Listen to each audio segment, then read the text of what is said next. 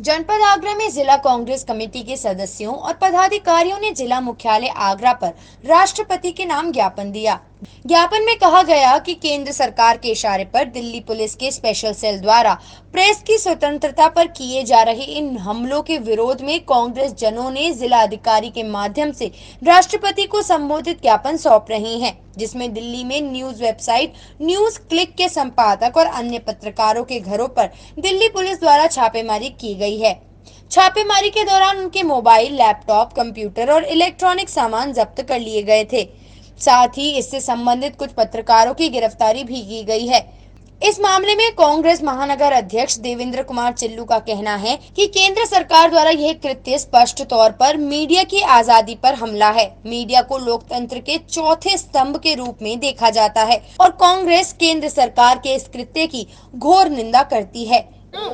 देखिए, डरी हुई सरकार है। जो भी इनके खिलाफ कोई बोलता है उसी के खिलाफ जो मुकदमे ईडी, सीबीआई, सीआईडी जितनी भी इनकी ताकत होती है सारी लगा देते हैं। इनको खुद को ये लग रहा है कि 2024 में हम जाने वाले हैं।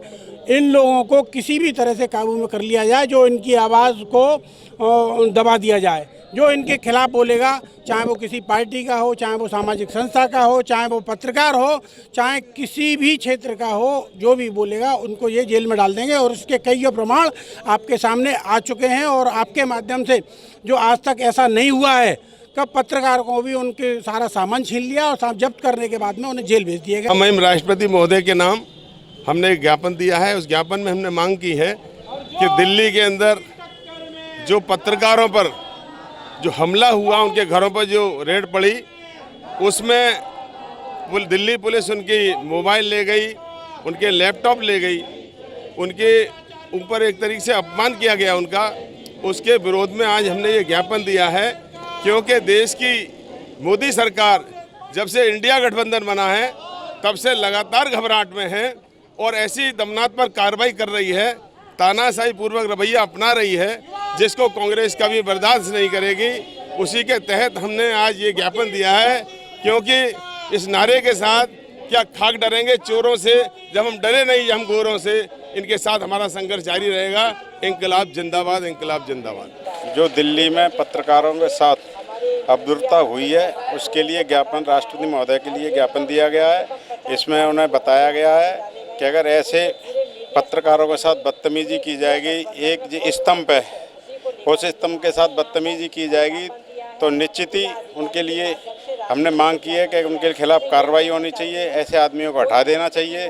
अगर ऐसा नहीं है, तानाशाही सरकार है, ऊपर से आदेश आया हमारी सरकार, हमारे कांग्रेस पार्टी का, उस पर हम काम कर रहे हैं। अगर इसके लिए और भी आएगा तो हम उसके लिए धरना प्रदर्शन के लिए भी तैयार रहेंगे।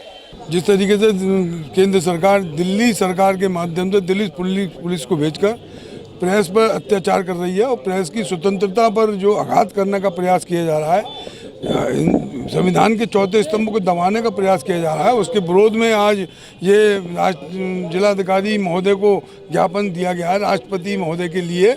और मैं समझता हूँ कि आज जिस तरीके से देश की जनता को चौथे स्तंभ पर प्रहार करने का प्रयास किया गया है और स्वतंत्रता को दबाने का प्रयास किया है आवाज़ को, उसके विरोध में कांग्रेस जन सड़कों पे है और अपने